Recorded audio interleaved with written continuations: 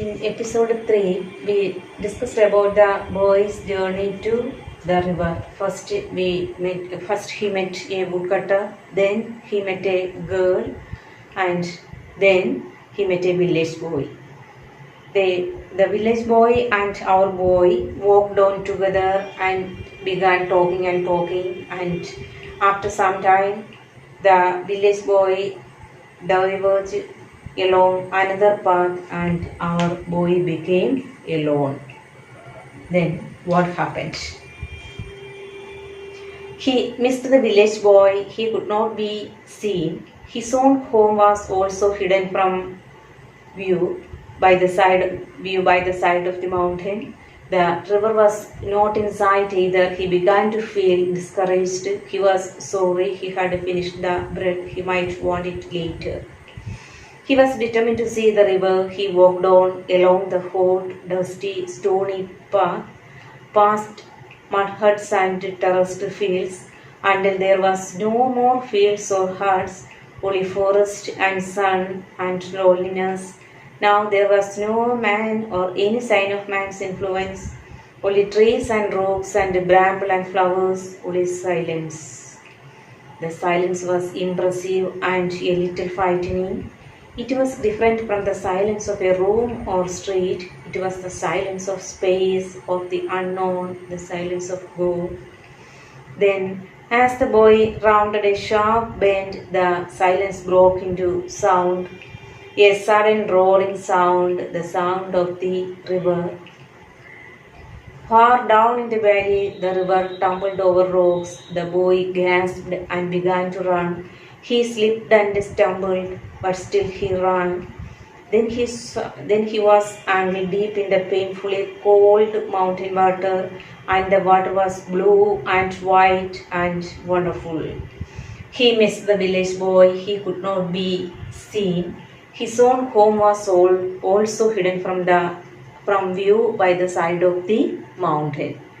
The river was not in sight either. He began to feel discouraged. The boy was very sad now. He was sorry he had finished the bread. He might want it later. Why did the boy feel discouraged? When the village boy left him, he was very sad. He walks far away from his home, and his own home was also hidden from the view. The river was not in sight. So he felt discouraged. He missed the village boy. He could not be seen. His own home was also hidden from view by the side of the mountain. The river was not in sight either. He began to feel discouraged. Why did the boy feel discouraged? When the village boy left him, he was very sad. His own home was also hidden from view. The river was not in sight, so he felt discouraged. He was determined to see the river. Determined means strong decision. He was determined to see the river. He walked on along the hot, dusty, stony path. Then identify the words, describe the path. Identify the words, describe the path. Hot, dusty and stony. Hot, dusty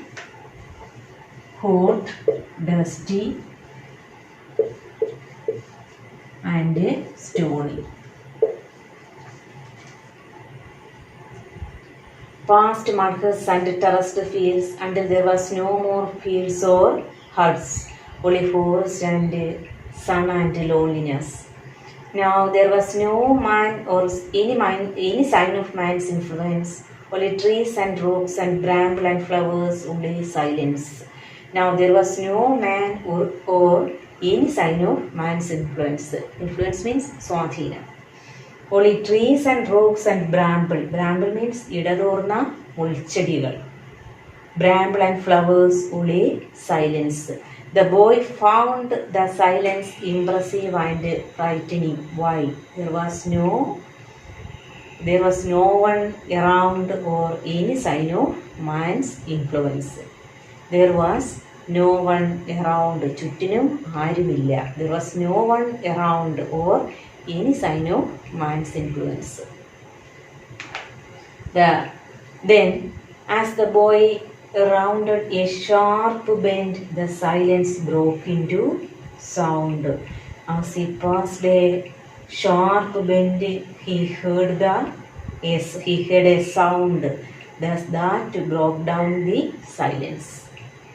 Then, as the boy rounded a sharp bend, the silence broke into sound, a sudden roaring sound, the sound of the river. What was the roaring sound? The sound of the river.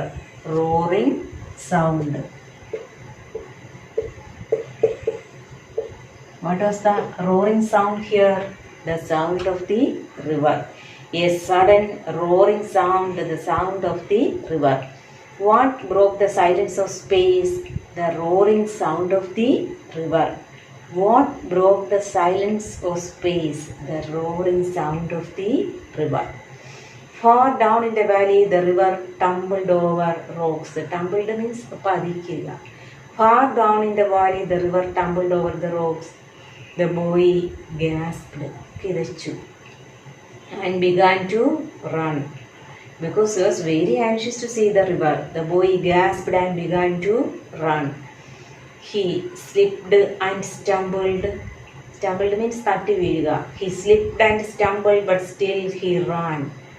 Then he was ankle deep in the painfully cold mountain water. At last, our boy reached the river, and the water was blue and white and wonderful.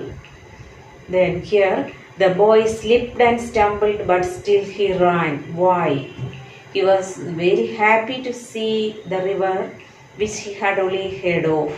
When he saw it for the first time, his happiness knew no bounds.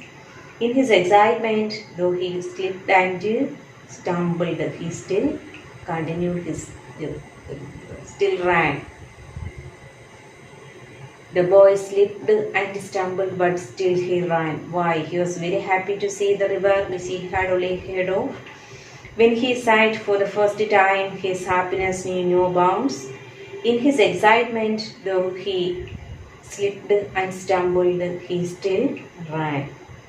And the water was blue and white and wonderful. Identify the words used to describe the water here. Which are the words describe the water here?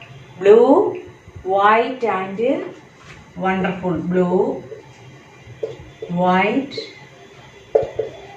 and wonderful.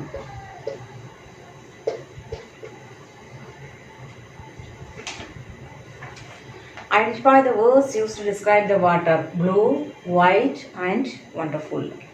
The water in this river is clean and bright. Are our rivers the same?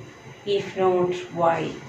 You have to find out the answer, because our rivers are polluting day by day. You know the reasons, so you have to collect the reasons and write it. Here, our story is ended here. And then you have to some more activities to do. We can meet in the next class. Thank you.